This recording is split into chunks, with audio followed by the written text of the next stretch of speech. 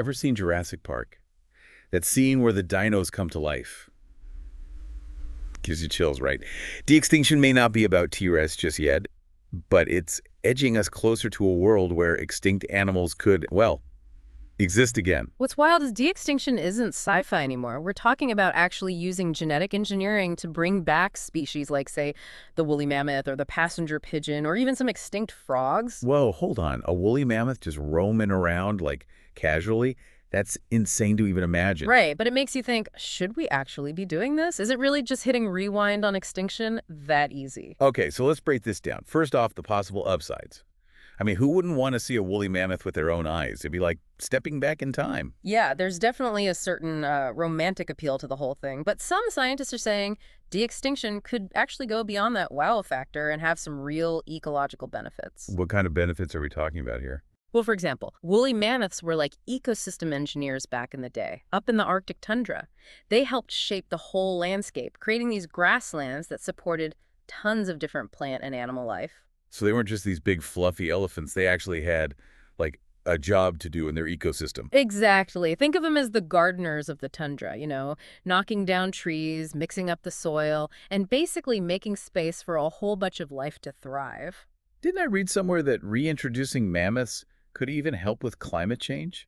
Yeah, that's a theory that's gaining some serious traction.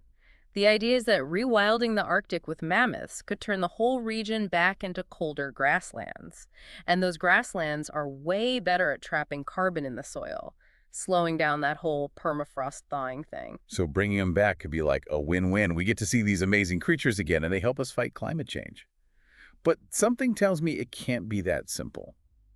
What are some of the worries people have about de-extinction? One of the biggest worries is how unpredictable ecosystems can be. You introduce a species, even one that was there before, and it could have consequences we never saw coming. It's really hard to say how a resurrected species would interact with everything that's already there. It's like throwing a rock in a pond and having absolutely no clue what kind of ripples it's going to make. Exactly. What if, let's say, a revived predator completely messes up the whole predator-prey balance that's in place now? Or what if a reintroduced herbivore starts competing with other species for food and resources, and those other species start to decline? These ecosystems are super complex, with this delicate balance that's really easy to mess up. Sounds like there's a whole lot we don't know. Yeah. Even if we could figure out the ecological impacts, wouldn't there be, like, ethical concerns too? Oh, absolutely. One of the main ethical questions is this. What kind of life would a resurrected animal even have? I mean, their original environment with its specific climate, plants, and social structures might not even exist anymore. So it's not just bringing them back, it's making sure they could actually have a good life in a world that's totally different from what they knew. We wouldn't want them to suffer just because we have the tech to bring them back. Exactly. Would it be okay to bring back a mammoth just to stick it in a zoo or a lab? Or to release it into an environment that it can't thrive in? Or even worse, where it could disrupt the whole ecosystem? Those are some tough questions we really need to think about. Yeah, that's a lot to consider. And what about the whole cost thing? De-extinction can't be cheap. Oh, no, it's definitely not. We're talking cutting-edge tech, teams of scientists, years and years of research, and then ongoing monitoring. It's a huge financial commitment. Which kind of makes you think about, priorities. Would that money be better spent protecting the endangered species we have right now? That's a really good point. Think about it. The resources it takes to revive just one woolly mammoth could probably fund conservation efforts for a whole population of rhinos or tigers that are struggling right now. It's a tough call, right? It makes you wonder if maybe we're too focused on fixing the mistakes of the past when we should be putting all our energy into protecting the present and making sure life on Earth has a future. That brings us to this idea of conservation triage, which is basically saying that we only have so many resources, so we have to make some tough choices about where to focus our efforts. So it's like, do we put our energy into stopping extinctions from happening or trying to reverse the ones that already have? Do we focus on saving the Sumatran orangutan, whose habitat is being destroyed as we speak? Or do we try to bring back the passenger pigeon, which has been extinct for over a century? Those are some seriously tough ethical and practical dilemmas. It's about figuring out what's more important, the urgency of what's happening right now or this fascination we have with the past. This whole de-extinction thing is incredibly fascinating and complex. We've talked about the excitement of seeing extinct animals alive again, but also the ethical and ecological challenges that come with it. But there's another side to all this, isn't there? What about the actual science? What are the challenges involved in actually bringing back a species from extinction? That's where things get even more interesting. The science behind de-extinction is both super promising and incredibly challenging. I'm all ears. Let's dive into the nitty-gritty of how scientists are trying to pull off this seemingly impossible feat. We'll get into all that next time. Okay. So picture this. We've got this team of super smart scientists, right? And they're all set to bring back the woolly mammoth. Where do they even start? Yeah, I mean, it's not like they can snap their fingers and boom, there's a mammoth just hanging out. Right. The first big challenge is finding DNA that's still intact. You can think of DNA like the blueprint for an organism. But the thing is, over time, that blueprint starts to, fall apart, especially in fossils. The older the fossil, the more the DNA is going to be all broken up and damaged. So it's like trying to build something from a set of instructions that's been ripped to shreds and left out in the rain for like thousands of years. That's a perfect way to put it. And even if they do find some DNA that's relatively well preserved, piecing it all together to get a complete genome, it's like trying to solve this giant jigsaw puzzle with millions of pieces, and a bunch of them are missing or messed up. Wow, that sounds insanely hard. What kind of tools do scientists even use to deal with those kinds of problems? Well, they've got these really advanced techniques, things like ancient DNA sequencing and gene editing tools like CRISPR. Hmm. These tools let scientists analyze and actually manipulate even tiny fragments of DNA. It's like they can fill in gaps and fix the damage to create a more complete blueprint. So it's like they've got these microscopic repair crews carefully putting a shattered masterpiece back together, piece by tiny piece. Okay, let's say they actually manage to rebuild a whole mammoth genome. What happens next? That's when things get even trickier. Now you need to find a surrogate to carry the embryo. For a mammoth, the closest living relative we have is the Asian elephant. But even then, there are some pretty big differences between the two species. So even if you have the perfect blueprint, you still need the right kind of living organism to actually build it. It's kind of like having the plans for a Victorian mansion, but trying to build it on the foundation of a modern apartment building. Exactly. Scientists would have to figure out how to tweak the mammoth genome so it would work with an elephant's reproductive system. And even if they manage to implant an embryo that's actually viable, the risks during the pregnancy and the birth are huge. Yeah, I mean, we're talking about a species that's been extinct for thousands of years. Yeah. There's so much we don't know about how their pregnancies work, how they develop, what kinds of things they're vulnerable to. You got it. There's a good chance of complications, which makes the whole thing a long shot, with a lot of obstacles to overcome. And even if a healthy mammoth is born, that's just the first step, right? Bringing back one animal is one thing.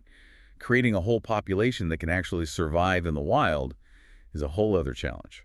That's a really important point. A de-extinction program that's actually going to be successful has to think about the long-term survival of the species.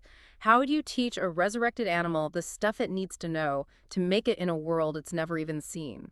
Things like how to find food, how to stay away from predators, how to get around in their environment. Those are all things that they would normally learn from their parents and their herd. Exactly. And then how do you make sure that this species that you've reintroduced can fit into the ecosystem without messing things up for the species that are already there? It's like trying to bring in a new player to a team in the middle of a big game. You got to make sure they know the rules, understand how the team works together, and can contribute without throwing everyone off their game. That's a great analogy, and it really highlights the huge responsibility we have if we decide to go down this de-extinction road.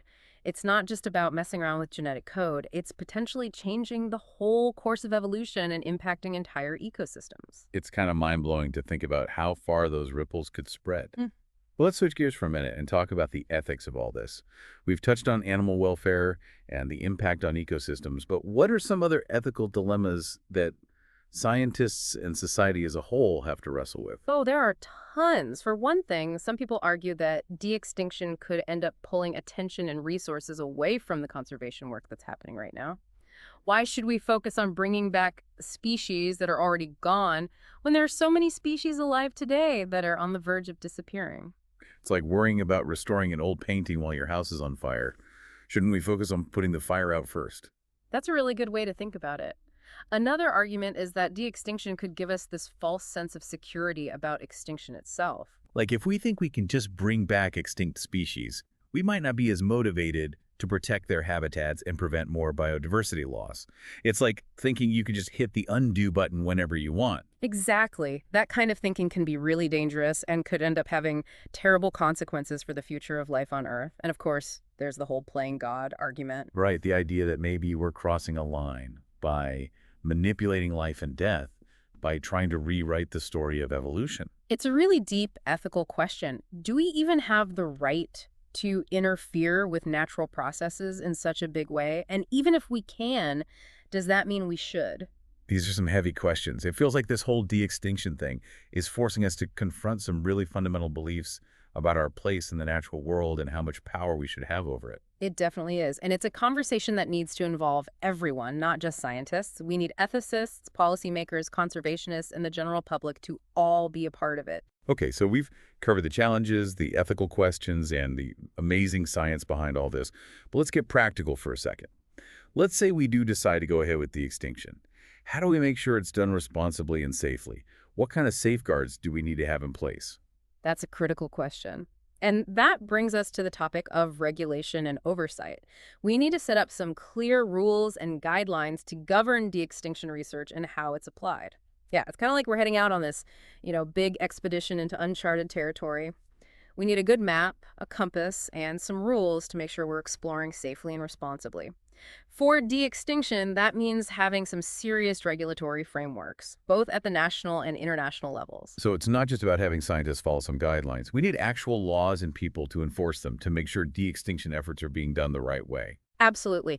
Just imagine if one country decides to bring back a species that ends up being harmful to neighboring countries or even the whole planet. It could get out of control, disrupt entire ecosystems, or even bring back some unknown disease. We need countries to work together and agree on some ground rules to prevent stuff like that from happening. So kind of like a de-extinction treaty to make sure everyone's on the same page and thinking about the big picture. What kinds of things would this treaty need to cover? It would need to lay out some clear guidelines on a few key things. First, we got to decide which species are even worth bringing back. Should we focus on ones that played a big role in their ecosystems or ones that went extinct pretty recently because of humans? That makes sense. Bringing back a dinosaur might be cool for the Jurassic Park factor, but it might not make much sense ecologically. Exactly. The treaty would also need to set rules for how the research is done, like making sure any animals involved are treated ethically and preventing any accidental release of genetically modified organisms into the environment. So basically, safeguards to make sure we don't have a real-life Jurassic Park situation where everything goes crazy. Exactly. And maybe the most important thing is that this treaty needs to address what happens to de-extinct animals once they're actually back. Where will they live? Who's going to keep an eye on them? Who's responsible for making sure they're doing okay and for any impact they might have on the environment? So it's not just about bringing them back. It's about making sure they can survive and thrive in a world that's completely different from the one they left behind. That's the whole idea behind responsible de-extinction. It takes a ton of planning, thinking ahead, and accountability, way more than your average science project. This all sounds unbelievably complicated. So who would be in charge of making sure all these regulations are being followed and that de-extinction is being done right on a global scale? I think organizations like the United Nations and its environmental groups could play a big role here. They could help different countries work together, set up panels of scientific experts, and create ways to monitor and evaluate how de-extinction programs are doing. It sounds like we're talking about creating a whole new system for managing the environment. In a way, yeah. De-extinction is forcing us to rethink how we approach conservation and face some seriously complex ethical and practical challenges we've never dealt with before. It's pushing us to come up with completely new ways of managing our relationship with nature and the technology that lets us tinker with it. This has been an amazing deep dive into the world of de-extinction. We've covered so much, from the mind-blowing science to the ethical dilemmas, the ecological what-ifs, and the whole system of rules we might need to navigate this crazy new frontier. It's definitely a topic that makes you question everything you thought you knew, sparks your imagination, and forces you to think about some really deep questions about our place in the web of life. So as we wrap things up, what's the main message you want our listeners to take away from all this? What should they be thinking about as we enter this new era of de-extinction? I think the biggest takeaway is that de-extinction isn't just science. It's a choice we're making as a society, and it comes with huge consequences. It means we need to have some serious, informed conversations about the values, the risks, and the responsibilities that come with having this kind of power. It's a reminder that we're stepping into the unknown here, and we need to do it carefully, humbly, and with a deep respect for the delicate balance of nature. Well said. The choices we make today are going to shape the world we live in tomorrow. Thanks for joining us on this deep dive into de-extinction. And to our listeners, we'll leave you with this thought. As we consider the possibility of bringing back extinct species, let's not forget that our ultimate goal should be to create a future where all life, both resurrected and existing, can flourish in a world that's healthy, vibrant, and full of diversity.